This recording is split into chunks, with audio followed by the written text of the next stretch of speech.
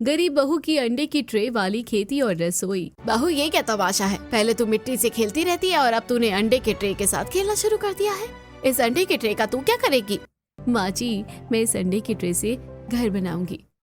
सलोनी अपनी झोपड़ी में ढेर सारा अंडे का ट्रे लेकर बैठी थी और अंडे के ट्रे में रस्सी बांधकर उससे कुछ बना रही थी।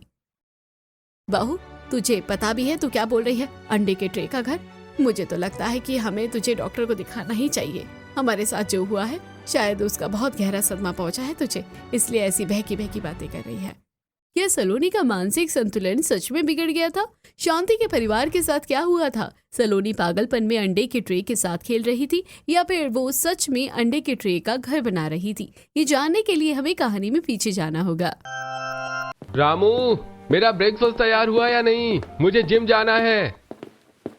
समीर हाथों में टैब लेकर जल्दीबाजी में काम करते हुए अपने बड़े से बंगले के सीढ़ियों से नीचे उतर रहा था।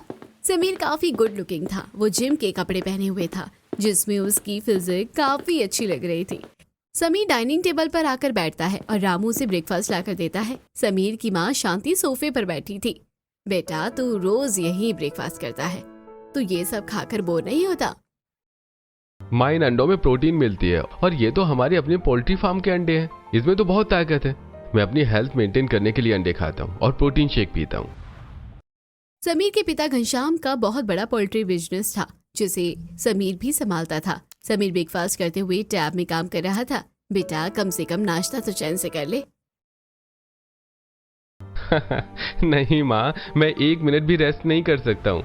आपको तो पता ही है, मैं और पिताजी दूसरे शहर में पोल्ट्री फार्म खोल रहे हैं और उसके लिए हमने कितना लोन लिया हुआ है। मुझे हार्ड वर्क करना होगा और हेल्थ भी जरूरी है, इसीलिए मैं जिम जाता हूँ क्योंकि हमें अपना क्लास भी तो मेंटेन करना है। I am proud of you Sameer, तू बिल्कुल मुझ पर गया है। बेटा, इस दुनिया में पैसे से इम्पोर्टेंट और कुछ भी नहीं है और पैसे कमाने के लिए इंसान को हार्ड वर्क करनी पड़ती है। समीर और शांति को पैसे से बहुत प्यार था। वो पैसों के आगे किसी को भी कुछ नहीं समझते थे। समीर शांति से बात करते हुए टैब में वीडियो भी देख रहा था। वो वीडियो देखते हुए कहता है, माँ, इन गरीब लोगों को देखिए। ये लोग जुगाड़ करके अलग अलग तरीके से खेती कर रहे हैं। इन लोगों के पास तो पैसे होते नहीं है, इसलिए हम जैसे अमीर लोगों की नजरों में आने के लिए ये लोग ये सब करते हैं। अच्छा माँ, मेरा ब्रेकफास्ट हो गया है, मैं जिम जा रहा हूँ। समीर अपना ब्रेकफास्ट करके जिम चला जाता है। तभी शांति की सहेली मेनका उसके घर आती है। समीर, क्या अभी जिम गया है? जिम करने की वजह से ही वो 30 की उम्र में भी 30 का नहीं लगता है। और नहीं तो क्या, मेरा बेटा अपनी क्लास मेंटेन रखता है। शांति, तेरे क्लास को देखकर ही मैं तेरे बेटे समीर के लिए बहुत ही अमीर लड़की ढूंढ कर लाई हूँ। अगर समीर की उससे शादी हो गई तो तेरा रुतबा और बढ़ जाएगा। मेनका इतना कहती है कि तभी घनश्याम और रानी दोनों जॉगिंग करके घर आते हैं। मम्मी, क्या आप सच में समीर भैया की शादी करने वाली है? वाह, बड़ा मजा आएगा। मैं तो बहुत सारी शॉपिंग करूंगी। शांति, तुम अपनी दोस्त को बोल दो मेरे बेटे के लिए कोई रिश्ता देखने की जरूरत नहीं है। मैंने अपने बेटे की शादी फिक्स कर दी है और मैं जिससे कहूंगा उसकी शादी उसी से होगी। आपने मुझसे बिना पूछे मेरे बेटे की शादी किससे तय की? शांति, शायद मैंने गलत वक्त पर ये बात छेड़ दी। मैं चलती हूँ। माहौल गर्म होता देखकर मेनका शांति के घर से चली जाती है। शांति, मैंने समीर की शादी मेरे मैनेजर अशोक की बेटी सलोनी से तय की है। वो बहुत अच्छी लड़की है। मैं कई बार उससे मिला हूँ। वो सुंदर है, सुशील है। सलोनी ही मेरे पैसे की घमंडी बेटे को सही रास्ते पर ला सकती है।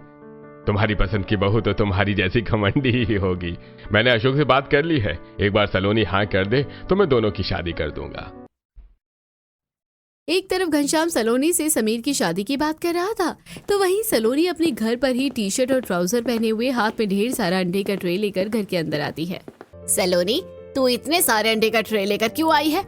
मुझे पता है तू इस कबाड़ से घर भरने वाली है। अरे नहीं माँ, ये कबाड़ या बेकार नहीं है बल्कि बड़े काम की चीज है। रुकिए, मैं अभी आपको दिखाती हूँ। सलोनी अंडे का ट्रे लेकर अपने रूम में जाती है और अपनी अलमारी से आर्ट एंड क्राफ्ट का सामान निकालकर अंडे के ट्रे में पेंट करके उसमें स्टोन चिपकाकर अलग अलग तरह के वॉल हैंगिंग बनाती है और उसे हॉल रूम में सजा देती है। माँ, देखिए कितना सुंदर वॉल हैंगिंग बनाया है। हाँ, ये तो सुंदर है, लेकिन तू इतने सारे अंडे ट्रे क्या ही करेगी? माँ, मैं उसमें पौधे उगाऊंगी। अगर आप कहे तो मैं आपके लिए धनिया पुदीना भी उगा दूंगी। नहीं, उसकी कोई जरूरत नहीं है। मुझे पता है कि मेरी बेटी कितनी टैलेंटेड है। तू ये सब अपने ससुराल में जाकर होगा ना।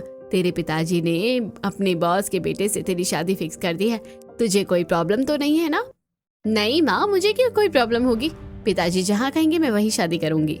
सलोनी के हाँ कर देने के बाद बड़े धूमधाम से सलोनी और समीर की शादी हो जाती है और सलोनी शादी करके अपने ससुराल आ जाती है। शांति सलोनी का गृह प्रवेश करवा रही थी कि तभी अरे घनश्याम जी ने समीर की शादी इस गरीब लड़की से करवाई है। मुझे तो लगा था कि उन्होंने किसी बहुत बड़ी अमीर घर की लड़की से समीर की शादी तय की होगी। मेनका आंटी, आप किसके बारे में बात कर रही हैं? आपको पता भी है सलोनी अब मेरी वाइफ है। अब मेरा जो क्लास है वही सलोनी का भी है, समझिए आप। समीर मेनका को डांट कर उसे चुप करवा देता है। शांति समीर को सलोनी का गृह प्रवेश करवाती है। शांति समीर और सलोनी का गृह प्रवेश करवाती है। अगले दिन सलोनी की पहली रसोई थी। वो पहली रसोई में फ्राइड राइस, पनीर, खीर, पूरी, आलू की सब्जी, बहुत कुछ बनाती है। सभी सलोनी के हाथ का खाना खाते हैं। अरे सलोनी, तुमने तो बहुत ही टेस्टी खाना बनाया है। इतना अच्छा खाना तो मैं बहुत टाइम बाद खा रहा हूँ। तुमने मुझे इतना अच्छा खाना खिलाया। बताओ तुम्हें क्या चाहिए? वो समीर जी, मुझे गार्डनिंग करने का बड़ा शौक है। क्या मैं तुम्हारी छत पर गार्डनिंग कर सकती हूँ? हाँ क्यों नहीं, मैं रामू काका को बोल के सारा सामान मंगवा दूंगा। और ये लो डायमंड का सेट मैं तुम्हारे लिए लेकर आया था। भैया ये नेकलेस तो बहुत ही सुंदर है। भैया कहीं आपको भाभी से प्यार तो नहीं हो गया है? रानी की बात सुनकर समीर शर्मा जाता है। सभी खाना खाते हैं। रामू काका मिट्टी, पौधे उगाने के लिए गमला, खाद, पौधे के बीज सब कुछ लेकर आ जाते हैं। घर के थोड़े बहुत काम करके शाम को सलोनी छत पर जाकर गार्डनिंग करती है। गार्डनिंग करने की वजह से डिजाइनर साड़ी में मिट्टी लग गई थी। जब वो छत से अपने रूम में जाती है तभी शांति उसे देख लेती है। पता नहीं घनश्याम जी ने क्या देखकर मेरे बेटे की शादी इस लड़की से की है। इसे तो क्लास के बारे में कुछ भी नहीं पता है। इतने बड़े पोल्ट्री फार्म बिजनेस की मालकिन होने के बाद भी ये मिट्टी में खेल रही है। शांति सलोनी को ताना मारती है, लेकिन सलोनी बिना कुछ कहे अपने कमरे में चली जाती है। सलोनी अपने ससुराल में ढलने की कोशिश कर रही थी, लेकिन शांति उसे आए दिन कुछ ना कुछ सुनाती रहती थी। समीर को सलोनी का हाथ का खाना बड़ा अच्छा लगता था, इसलिए सलोनी रसोई में समीर के पसंद का फेवरेट वेज पुलाव, कस्टर्ड और सलाद बना रही थी। तभी समीर भाग भाग कर घर आता है। माँ जल्दी से टीवी ऑन कीजिए। शांति टीवी ऑन करती है तो न्यूज में बर्ड फ्लू के बारे में बात कर रहे थे, जो बहुत तेजी से फैल रही है और ये फ्लू मुर्गियों को ही हो रही है। ये फ्लू मुर्गियों से इंसानों को ना हो जाए, इसलिए सरकार ने पोल्ट्री फार्म बंद कर दिया था। हे भगवान, अब हम लोग क्या करेंगे? शांति का घर में रो रो कर बुरा हाल हो गया था। वहीं घनश्याम अपने बड़े से पोल्ट्री फार्म में हाइजीन मेंटेन करवा रहा था, लेकिन तभी उसके पास भी कोर्ट का ऑर्डर आता है और उसका पोल्ट्री फार्म भी बंद कर दिया जाता है। घनश्याम और उसके परिवार पर मुसीबत टूट पड़ी थी। ये सब कुछ इतना जल्दी कैसे हो गया? अब हम लोग क्या करेंगे? पता नहीं सलोनी, अब तो ये बंगला भी हमारे हाथ से जाने वाला है। हमने जिनसे लोन लिया था वो कुछ देर में आते होंगे। कुछ देर में लेनदार उनके घर पहुंच जाते हैं और सुबह सुबह ही घनश्याम और उसके परिवार को घर से निकाल देते हैं। अब हम लोग कहाँ जाएंगे? हमारे पास तो रहने की कोई जगह भी नहीं है। मैं मेनका को कॉल करती हूँ, शायद वो मेरी मदद करे। शांति मेनका को कॉल करती है। मेनका, हमारा घर हमारे हाथ से चला गया है, क्या हम लोग कुछ दिन तेरे घर पर आ सकते हैं? नहीं शांति, मेरे घर पर मेरी बेटी दामाद आए हुए हैं, उनके रहते अच्छा नहीं लगेगा ना। इतना कहकर मेनका फोन काट देती है। तभी रानी, मेनका आंटी की बेटी की तो अभी शादी भी नहीं हुई है। कितने झूठे होते हैं ये लोग।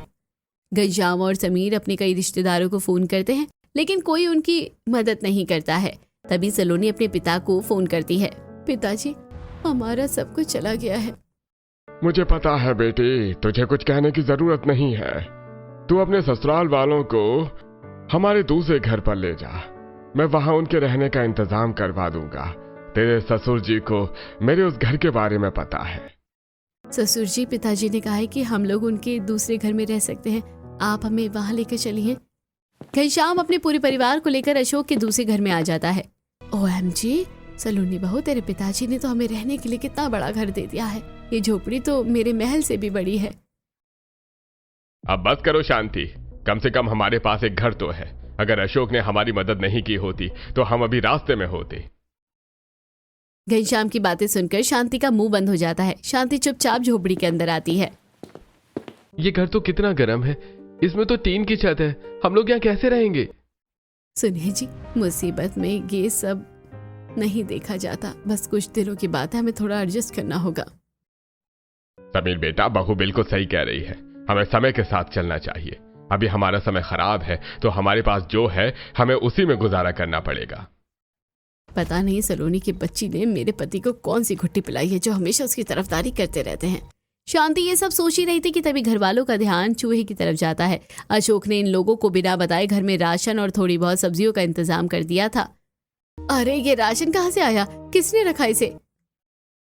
अरे कौन रखेगा, जरूरी अशोक का ही काम होगा।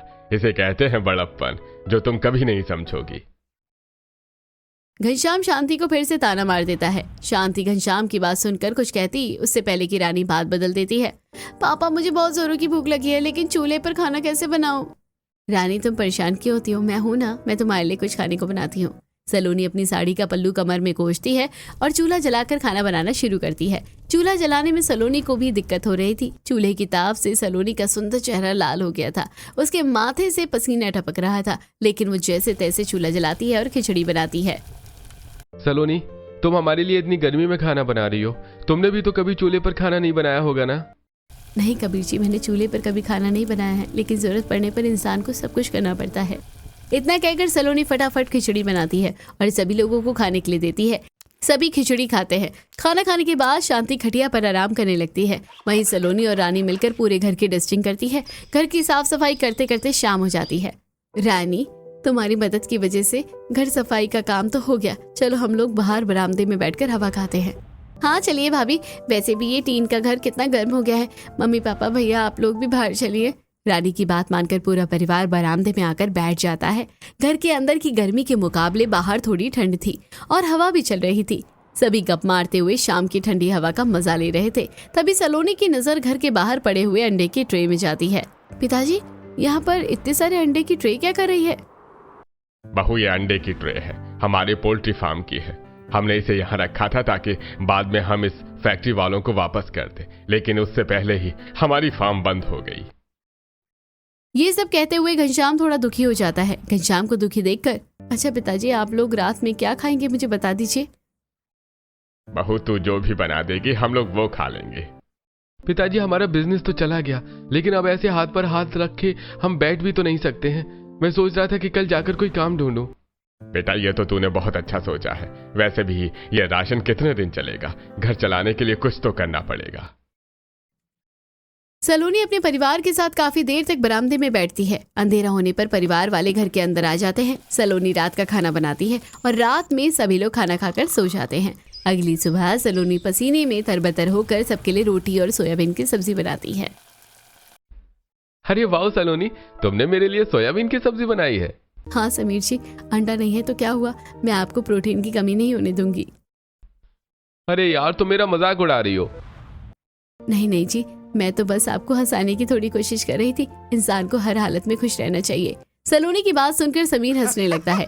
समीर को खुलकर हंसता देखकर, बहू इतनी भी बुरी नहीं है, मैंने उसे कितना ताना मारा था, लेकिन बिजनेस बंद होने के बाद भी उसने कभी भी मुझे पैसों को लेकर ताना नहीं मारा और हमारे बुरे हालातों में खुश रखने की पूरी कोशिश कर रही है। शांति अपने सोच में डूबी हुई थी कि तभी समीर शांति के पास आता है।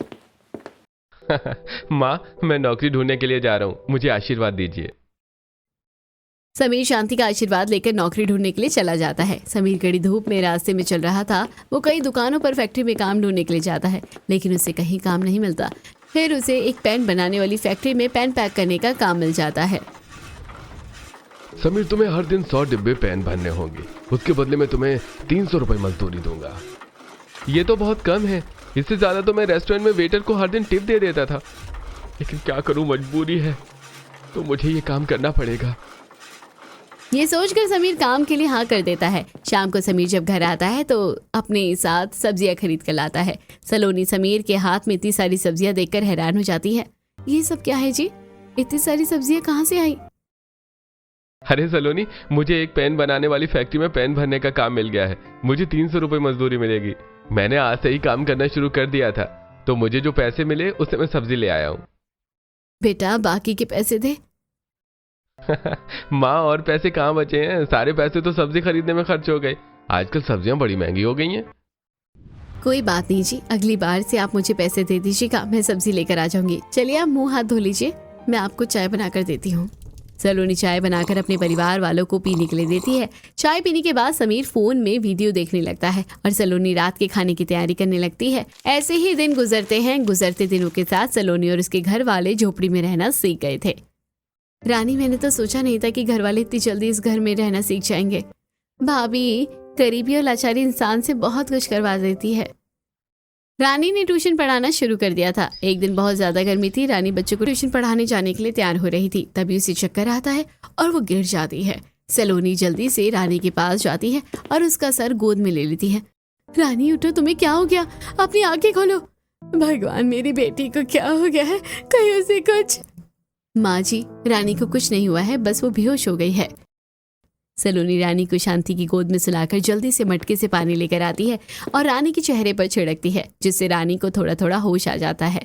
वो भाभी, गर्मी बहुत ज्यादा है ना, शायद इसलिए मेरा बीपी लो हो गया था और मुझे चक्कर आ गए थे। इतनी गर्मी में तो ये टीन तप रहा है और सारी गर्मी अंदर छोड़ा है। काश इस छत का हम लोग कुछ कर पाते। रानी, तुम ज्यादा मत बात करो, मैं पड़ोस वाली भवानी चाची से बर्फ मांग कर लाती हूँ। सलोनी जल्दी से भवानी के घर जाती है और उससे बर्फ मांग कर लाती है। जब सलोनी बर्फ लेकर आती है तभी उसकी नज़र अंडे की ट्रे के सामने जाती है। अंडे का ट्रे तो गर्मी ऑब्जर्व कर लेता है। अगर मैं अंडे की ट्रे से घर बनाऊँ तो घर वालों को गर्मी नहीं लगेगी। सलोनी ये सब सोचते हुए घर आती है और रानी के सिर पर बर्फ रखती है। बर्फ रखने से रानी को काफ़ी आराम मिलता है और वो ठीक हो जाती है। शांति राशन की दुकान से चना खरीदने के लिए बाहर चली जाती है। शांति के जाने के बाद, रानी मेरे पास एक आइडिया है। अगर हम अंडे की ट्रे से घर बनाए तो हमारा घर ठंडा रहेगा, क्योंकि अंडे का ट्रे गर्मी को ऑब्जर्व कर लेता है। आपका आइडिया तो बहुत अच्छा है भाभी। आज मुझे ट्यूशन पढ़ाने के लिए भी नहीं जाना है, तो हम लोग एक काम करते हैं, आज ही अंडे की ट्रे लाकर घर बनाते हैं। चलो फिर काम करते हैं। सलोनी और रानी दोनों घर के बाहर जाकर ढेर सारा अंडे का ट्रे उठाकर ले आती है। सलोनी अंडे की ट्रे को रस्सी से बांधती है। सलोनी अंडे की ट्रे में रस्सी बांधने का काम कर रही थी कि तभी शांति चना लेकर घर आ जाती है। सलोनी को अंडे की ट्रे के साथ देखकर शांति दाना पानी लेकर उस पर चढ़ जाती है। बहू, ये क्या तमाशा है? पहले तू मिट्टी से खेलती रहती है और अब तूने अंडे के ट्रे के साथ खेलना शुरू कर दिया। इस अंडे की ट्रे का तू क्या करेगी? सलोनी शांति को अंडे की ट्रे का घर बनाने के बारे में बताती है, लेकिन शांति उल्टा सलोनी को ही पागल समझने लगती है। माँ, आपको पता भी है आप भाभी के बारे में क्या बोल रही हैं? भाभी और मैं अंडे की ट्रे से घर बनाएंगे ताकि हमें गर्मी कम लगे। अगर आप हमारा साथ नहीं दे सकते तो चुप रहिए। हाँ हाँ, जो करना है करो, वैसे भी इस घर में मेरी सुनता ही कौन है। सलोनी और रानी दोनों शांति की बात पर ज्यादा ध्यान नहीं देती हैं और अंडे की ट्रे को एक साथ बांधकर घर के बाहर ले जाती है। उनकी जमीन पर अंडे की ट्रे के साथ बहुत सारी लकड़ियां भी पड़ी थी। रानी, हम लोग अंडे की ट्रैक को छत पर ऐसे नहीं रख सकते, हमें इसका कोई जुगाड़ करना होगा। तुम कमला चाची से सीढ़ी मांग कर लाओ, तब तक मैं लकड़ी उठा कर लाती हूँ। रानी कमला के घर से सीढ़ी मांग कर लाती है। रानी सीढ़ी पर चढ़कर टीन की छत हटाती है और उसकी जगह लकड़ी लगाकर उस पर अंडे का ट्रे लगाती है। साथ ही रानी और सलोनी मिलकर घर के बाहरी दीवारों पर भी अंडे के ट्रे को बांधकर दीवारों पर फिर एक ठोक कर उसे रस्सी के सहारे बांध देती है। अरे वाह भाभी, देखिए हमारी मेहनत की वजह से हमारे अंडे के ट्रे का घर बन गया है और ये सब आपकी वजह से हो पाया है। भाभी, अब तो घर में मुझे बिल्कुल भी गर्मी नहीं लग रही है। रानी और सलोनी को अंडे के ट्रे का घर बनाते बनाते शाम हो गई थी। समीर घर आता है और अंडे के ट्रे का घर देखकर हैरान हो जाता है। सलोनी, ये अंडे की ट्रे का घर किसने बनाया? और किसने भैया, ये तो मेरी टैलेंटेड भाभी का कमाल है। गर्मी की वजह से उन्होंने ये जुगाड़ लगाया है। अरे वाह, मेरी पत्नी इतनी टैलेंटेड है, मुझे पता ही नहीं था। हाँ हाँ, तेरी बीवी बहुत टैलेंटेड है, पर मुझे भूख लगी है। एक काम कर, तू चाउमीन बना दे सबके लिए। अच्छा ठीक है माँ जी। सलोनी चूल्हा जलाकर चाउमीन उबालती है और फिर मसाले तैयार करके चाउमीन बनाती है। चाउमीन बनाते बनाते सलोनी गर्मी में परेशान हो जाती है। चूल्हे के धुएं और ताप की वजह से घर फिर से गर्म हो जाता है, जिसे देखकर शांति ताना मारती है। क्या फायदा बहू इतनी मेहनत करने का, घर तो अभी भी वैसे ही गर्म हो रहा है। जब तक तू घर के अंदर खाना बनाएगी तब तक तो गर्म ही होगा। वाह मम्मी, आपने क्या आइडिया दिया है। भाभी, जैसे हमने अंडे के ट्रे का घर बनाया है वैसे ही हम लोग घर के बाहर जो खाली जगह है वहाँ अंडे की ट्रे की रसोई भी तो बना सकते हैं। इसमें हमें गर्मी कम लगेगी। रानी, तुम्हारा आइडिया तो बहुत अच्छा है। कल हम लोग अंडे की ट्रे वाली रसोई भी बनाएंगे, ठीक है? हाँ भाभी, मुझे तो अभी भूख लगी है, जल्दी से चाउमीन दीजिए ना। रानी सभी को प्लेट में भरकर चाउमीन खाने के लिए देती है। सभी ने ज्यादा चाउमीन खा लिया था, इसलिए वो रात का खाना खाए बिना सो जाते हैं। अगले दिन समीर सुबह सुबह उठकर काम पर चला जाता है। समीर के जाने के बाद सलोनी की नींद खुलती है और वो रानी को उठाती है। रानी उठो, हमें अंडे की ट्रे की रसोई बनानी है। अभी सूरज सर पर नहीं चढ़ा है अगर हम लोग अभी काम शुरू करेंगे तो काम जल्दी हो जाएगा। हाँ हाँ भाभी, मैं उठ गई हूँ, चलिए हम लोग रसोई बनाते हैं। रानी और सलोनी दोनों घर के बाहर आती हैं। रानी अंडे का ट्रे लेकर उसे रस्सी की मदद से एक साथ बांधती है और वहीं सलोनी थोड़ा सा गड्ढा खोदकर पतली पतली लकड़ियों को गाड़कर रसोई का ढांचा तैयार करती है और उसके बीच में बड़े बड़े लकड़ी का पटरा लगा देती है। भाभी, आप ये पटरा क्यों नहीं लगा रही हैं? रानी, जब मैं अपनी रसोई बना रही हूँ तो बर्तन रखने के लिए जगह भी तो बनाऊंगी ना। सलोनी रसोई का ढांचा तैयार करके फिर उसमें अंडे का ट्रे लगा देती है। सलोनी 3 तरफ से ढकी हुई ओपन रसोई बनाती है और उसमें एक खिड़की भी बनाती है। अरे वाह भाभी, आपने तो बहुत ही सुंदर रसोई बनाया है। अब तो आपको खाना बनाने में बहुत ज्यादा गर्मी नहीं लगेगी। रानी, गर्मी से बचने के लिए तो मैंने ऐसी रसोई बनाई है। चलो अब रसोई का सारा सामान यहाँ शिफ्ट कर देते हैं, मुझे खाना भी बनाना है वरना सासू माँ गुस्सा करेगी। रानी और सलोनी मिलकर घर के अंदर का सारा रसोई का सामान अंडे की ट्रे वाली रसोई में लाकर रख देते हैं। रानी घर में झाड़ू लगाने के लिए चली जाती है और सलोनी अपनी नई रसोई में खाना बनाने लगती है। अरे वाह, आज तो खाना बनाने में ज़्यादा गर्मी भी नहीं लग रही है और अंडे की ट्रे वाली रसोई होने की वजह से गर्मी तो अंदर आ ही नहीं रही है। सलोनी अंडे की ट्रे वाली रसोई में फटाफट से अपना सारा खाना बना लेती है। वहाँ रसोई होने की वजह से घर भी ठंडा था। सभी जब खाना खाने के लिए बैठते हैं तब बहू, तूने बहुत अच्छा काम किया जो अपनी रसोई बाहर बना ली। तेरे एक इस आइडिया ने घर को कितना ठंडा कर दिया है। अब खाना खाने में भी ठीक लग रहा है, वरना तो पहले खाना गले से नीचे उतरता ही नहीं था। सलोनी, पिताजी बिल्कुल सही कह रहे हैं। सलोनी के ससुराल वाले उसके काम से बहुत खुश थे। ऐसे ही दिन गुजरते हैं। एक दिन सलोनी सब्जी लेने बाजार जाती है। सब्जियां तो खत्म हो गई है, मैं एक काम करूंगी, थोड़ी थोड़ी सब्जी ले लूंगी, कुछ दिन तो चलेगी। सलोनी सब्जी वाले के पास जाती है। भैया, ये बैंगन और टमाटर कैसे दिए?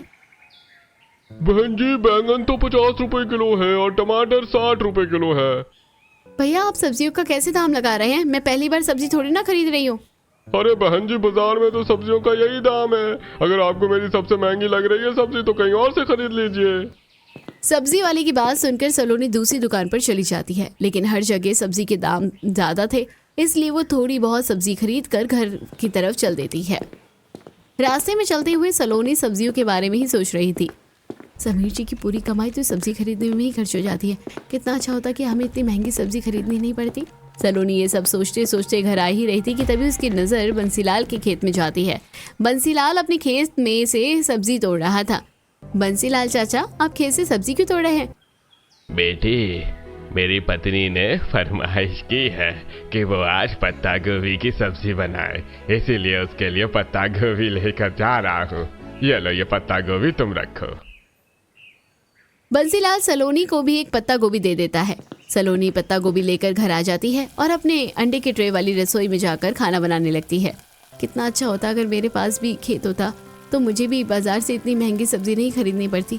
मैं अपने खेत से भी सब्जी तोड़कर खाना बना लेती। पर ये ज़मीन तो बिल्कुल उपजाऊ नहीं है, इसमें तो एक सब्जी भी नहीं उगेगी।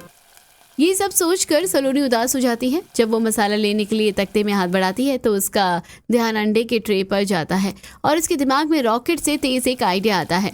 अरे हाँ, मेरे पास ज़मीन नहीं है तो क्या हुआ, मेरे पास अंडे का ट्रे तो है। मैं अंडे की ट्रे में सब्जी उगाऊंगी जैसे मैंने अपने मायके में किया था।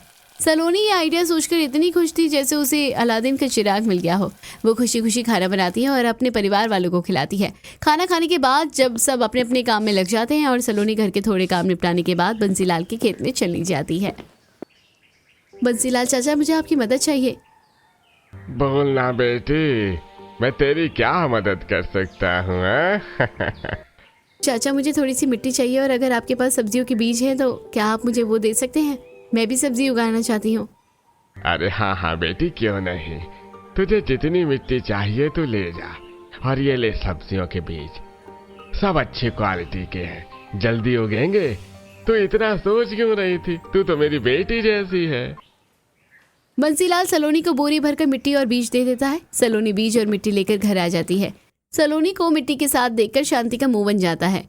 बहू, तू ये मिट्टी लेकर क्यों आई है? अब इसका क्या करेगी तू? माँ जी, मैं अंडे की ट्रे में ही खेती करूंगी। बहू, अंडे की ट्रे में खेती नहीं होती है, क्या तुझे इतना भी नहीं पता? माँ जी, ऐसा जरूर होगा, आप देखिएगा। इतना कहकर सलोनी अपने रसोई के सामने अंडे की ट्रे को डबल डबल करके रखती है और भवानी के घर जाकर उसके तबेले से गोबर लेकर आती है। वो मिट्टी और गोबर को मिलाकर सारे अंडे के ट्रे में डाल देती है और फिर वो उसमें बीज बोकर पानी डाल देती है। सलोनी पौधे उगाने में लगी हुई थी। तभी समीर काम से घर आता है। अरे सलोनी, तुम तो बहुत खूबसूरत लग रही हो मिट्टी में। ये तुम अब क्या कर रही हो? आप मेरा मजाक उड़ा रहे हैं? मैं आपके पैसे बचाने के लिए ये सब कर रही हूँ। मैं सब्जियां उगा रही हूँ। अगर मेरी सब्जी उग जाएगी तो हमें बाजार से सब्जी नहीं खरीदनी पड़ेगी। सलोनी, तुम मेरे बारे में कितना सोचती हो। I love you wifey. इतना कहकर समीर सलोनी को गोद में उठा लेता है। तभी पीछे से घनश्याम खांसते हुए आता है। घनश्याम को देखकर सलोनी शर्मा जाती है। क्या कर रहे हैं जी? मुझे नीचे उतारिए जी। समीर सलोनी को नीचे उतारता है और दोनों घनश्याम के पीछे पीछे घर के अंदर जाते हैं। घनश्याम अपने साथ मिठाई लेकर आया था। वो सबको मिठाई खिलाता है। जानते हो, मुझे कपड़े की दुकान में काम मिल गया है। अब हमारे हालात जल्दी सुधरेंगे। क्या जी, आप इस उम्र में भी इतनी मेहनत कीजिएगा? शांति, सलोनी बहू ने मुझे सिखाया है कि इंसान को हालात देखकर काम करना चाहिए। बस कुछ दिनों की बात है। मुझे लगता है हमारे दिन जल्दी फिर जाएंगे। घनश्याम की बात सुनकर सभी खुश हो जाते हैं। सलोनी सबको खाना खिलाती है और सभी सो जाते हैं। सलोनी अपने अंडे की ट्रे में उगाई हुई सब्जियों का बहुत ध्यान रखती है। वो उसमें टाइम टू टाइम पानी और रसोई से निकलने वाली सब्जियों के छिलके खाद के तौर पर डालती है। ऐसे ही दिन गुजरते हैं। गुजरते दिनों के साथ सलोनी के अंडे के ट्रे में छोटे छोटे पौधे अंकुरित होते हैं, जिसे देखकर रानी एक सुबह बहुत खुश होती है। भाभी देखिए, आपके अनोखे अंडे के ट्रे वाले खेत में पौधे आ गए हैं। हाँ रानी, जल्दी इसमें सब्जी भी आ जाएगी। रानी और सलोनी खेत के सामने खड़ी होकर बात ही कर रही थी कि तभी उनकी नजर एक मुर्गी के चूजे बेचने वाले आदमी पर जाती है। रानी, क्यों ना हम मुर्गी पालना शुरू करें? हो सकता है मुर्गी से बाद में हमें अंडे भी मिले। भाभी, ये तो बहुत ही अच्छा आइडिया है आपका। वैसे भी मैंने सुना है कि बर्ड फ्लू खत्म हो चुकी है, तो मुर्गी खरीदना सेफ है। सलोनी मुर्गी के चूजे बेचने वाले आदमी से चूजे खरीद लेती है। वो अंडे के ट्रे से घर बनाकर मुर्गी के चूजों को उसमें रखती है और उन्हें खाना भी देती है। ऐसे ही दिन गुजरते हैं। सलोनी अपनी खेत और मुर्गियों का अच्छे से ध्यान रखती है, जिससे सलोनी के खेत में टमाटर, बैंगन, धनिया पत्ता, पत्ता गोभी, कद्दू, कोहड़ा, मिर्च सब कुछ उग जाते हैं, जिसे देखकर शांति बहुत हैरान होती है। बहू, तूने तो सच में अंडे की ट्रे में खेती कर ली। तू मुझे सच सच बता दे, ये तूने कैसे किया? तुझे खेती के बारे में इतना सब कुछ कैसे पता है? माँ जी, मैं एग्रीकल्चर साइंटिस्ट हूँ। मैंने एग्रीकल्चर के ऊपर PhD की है। बहू, तूने ये बात तो मुझे पहले क्यों नहीं बताई? माँ जी, जिस दिन से मैं शादी करके आई थी उस दिन से मैं आपको पसंद नहीं हूँ। आपने अपने पैसों के आगे मुझे कभी नहीं देखा। बहू, मुझे माफ कर देना। मैं पैसों के घमंड में अंधी हो गई थी, इसलिए पैसों के आगे तेरा हुनर कभी नहीं देख पाई थी। माँ जी, आप माफ़ी मत मांगिए। जो हुआ सो हुआ। आपको भूख लगी है ना, तो मैं खाना बना कर लाती हूँ। मुझे पता है आपको थोड़ी थोड़ी देर में खाना खाने की आदत है। इतना कहकर सलोनी रसोई में जाती है और अपने खेत से बैंगन, टमाटर और कद्दू तोड़ कर लाती है और उससे कद्दू की सब्जी, बैंगन का भरता और टमाटर की चटनी बनाती है। साथ में वो समीर के लिए अंडे बॉईल करती है। सभी घर वाले जब खाना खाते हैं तब सलोनी, ये अंडे कहाँ से आए और इतनी वैरायटी की सब्जियाँ? क्या ये तुम्हारी खेत की सब्जी हैं? और नहीं तो क्या भैया, ये अंडे तो हमारी मुर्गी ने दिए हैं और सब्जी भाभी के खेत से आई है। अरे बहू, अब तो ना सब्जी लानी पड़ेगी और ना ही अंडे खरीदने पड़ेंगे। तूने तो कितने पैसे बचा लिए। घनश्याम की बात सुनकर सब हंसने लगते हैं। ऐसे ही दिन गुजरते हैं। सलोनी अपने खेत से सब्जी तोड़कर अपने परिवार वालों को अलग अलग तरह के खाने खिलाती थी। सारी चीजें घर में मौजूद होने की वजह से घनश्याम और समीर के पैसे ज्यादा खर्च नहीं हो रहे थे। वो अपने पैसे सेव करते हैं। एक दिन समीर खुशी खुशी घर आता है। क्या बात है जी, आप बड़े खुश लग रहे हैं। हाँ सलोनी, खुशी की ही बात है। तुम्हारी वजह से हमने काफी पैसे सेव कर लिए हैं और मैंने पुराने इन्वेस्टर से बात की है। वो हमारे पोल्ट्री फार्म में पैसे इन्वेस्ट करने के लिए तैयार हैं। हम लोग अपना पोल्ट्री फार्म फिर से खोलेंगे। बेटा, तू सच कह रहा है?